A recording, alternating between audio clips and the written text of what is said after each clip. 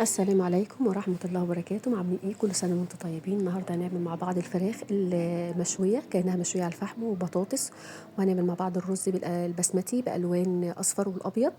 إن شاء الله بإذن الله الفيديو يعجبكم، وكل سنة وانتم طيبين. بجد الفراخ حلوة جدا جدا، بطريقة مختلفة هتجربيها دلوقتي وهتشوفيها. حلوة خالص، والرز بجد حلو جدا. والألوان بجد حلوة خالص. يعني الأطفال بتحب الحاجات دي جدا، وزي المطاعم كده بالظبط. والبتنجان المخلل بجد حلو خالص برضو.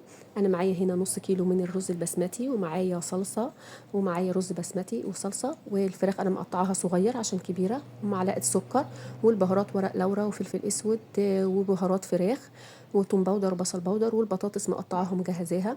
وهنا معايا طماطم متقطعه وبصل وفلفل رومي، ومعايا صلصه ودبس رمان. كل ده اللي انا هحتاجه معايا، ومرقه. خلاص.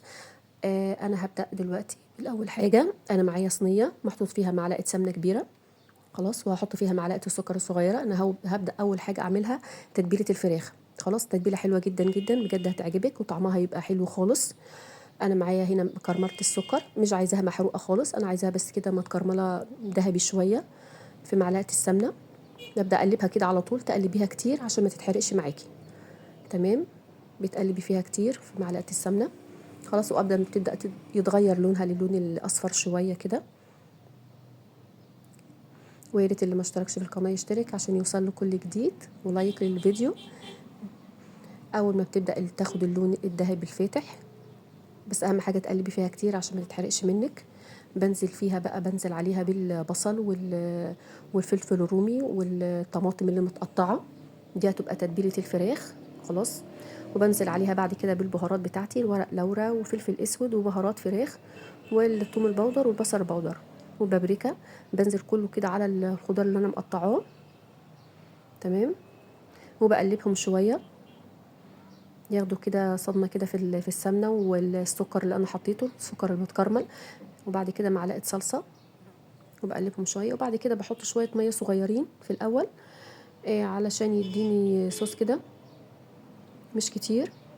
ومعايا هنا دبس رمان، انا بحط منه معلقه صغيره مش معلقه كبيره. لو ما عندكيش دبس رمان ممكن تحطي معلقه عسل اسود برضو، هيدي نفس النتيجه برضو. خلاص. انا بعد كده بنزل بربع كوبايه من الميه، وبقلبهم شويه كده. انا هحط ميه تاني بس مش دلوقتي. وبقلبهم شويه كده على البوتاجاز. بجد الطعم حلو جدا جدا، يعني هيخلي لك الفراخ، التتبيله دي هتخلي الفراخ في حته تانية خالص بجد، وطريقتها سهله. وبعد كده بسيبها شويه على البوتاجاز. خلاص. وبغطيها، لان انا برجع لها تاني وبحط عليها كوبايه من الميه. وبعد كده بنزل بعد ما بتاخد غلوه على البوتاجاز، بس بتاخد غلوه على البوتاجاز كده شويه. وبعمل جنبيها الرز البسمتي. انا بتبقى معايا عندي شوربه، او ما عندكيش شوربه ممكن ميه ومرقه وتبهريها فلفل اسود ومعلقه سمنه بلدي. تمام. طبعا الرز البسمتي بياخد شوربه اكتر من الرز العادي، فبيبقى متغطي خالص كده زي ما انت شايفه كده بالظبط. بس الشوربه عندي بتبقى سخنه. خلاص. وبنزل عليها بالرز، وبسيبه على البوتاجاز. وبعد كده برجع للتتبيله اللي انا كنت حاطاها على البوتاجاز، اكيد هي غلت شويه. وبعد كده اول ما بتبقى وصلت اللي هي كده، بنزل بقى بالفراخ عليها. تمام. بنزل بالفراخ اللي انا مقطعاها، وتشرحيها كده بالسكينه عشان تاخد في التتبيله كويس. وبعد كده بملى القطعه، كل قطعه من الفراخ بملاها بالتتبيله اللي موجوده. يعني باخد وبحط في الفتحات بتاعه الفراخ. خلاص كويس جدا، بس هي عشان سخنه فهبدا اعمل بالمعلقه.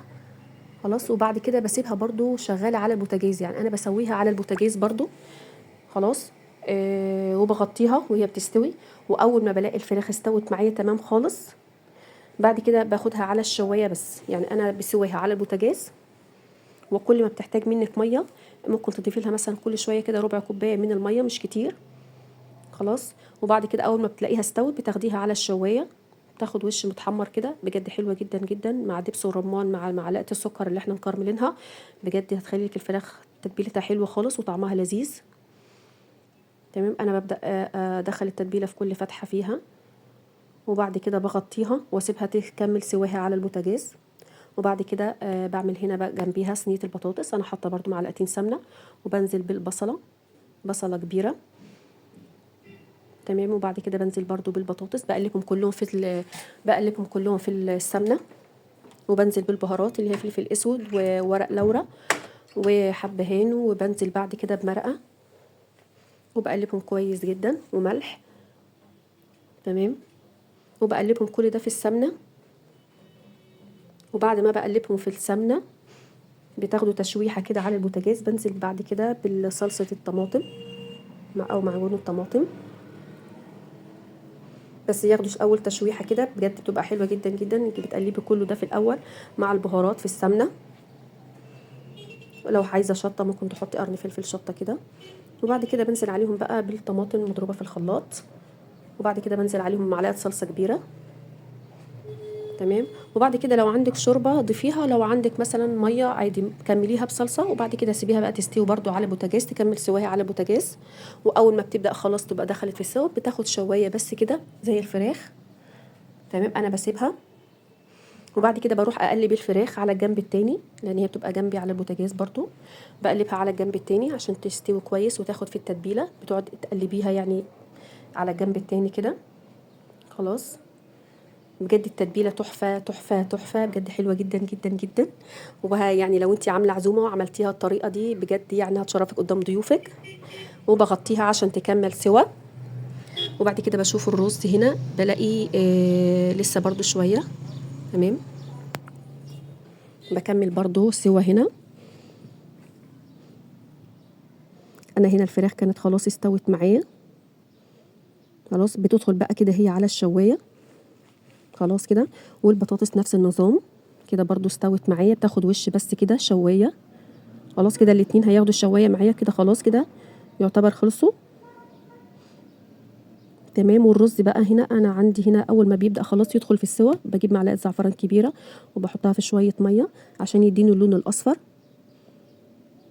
ده بيبقى من عند العطار، وممكن في الوان تانية لو حابه، اللون الاحمر اللي بيبقى موجود في المطاعم، اللون الاخضر بيبقى بجد موجود في المطاعم، وتعمليه بالمنظر ده وبتقلبيه. وبعد كده بتسيبيه دقيقه بس كده على البوتاجاز، وبعد كده هيديكي النتيجه اللي انت شايفاها دلوقتي، لون حبه صفراء وحبه بيضاء بجد حلو جدا. والبطاطس طلعت معايا، والفراخ بجد طعمها تحفه تحفه بجد حلوه جدا جدا، يا ريت تجربيها بجد كانها معموله على الشوايه.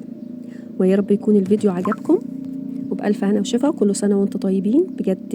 الأكل ده بجد حلو جدا جدا في رمضان. ممكن معاها سمبوسة اللي ما بنستغناش عنها في رمضان، وبتنجان مخلل ومع الشوربة بجد حلو خالص. ويا ريت اشتراك للقناة ولايك وشير.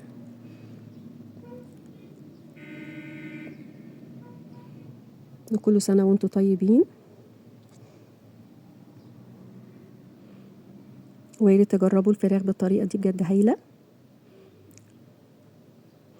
بجد أي أكل هيشرفك قدام ضيوفك.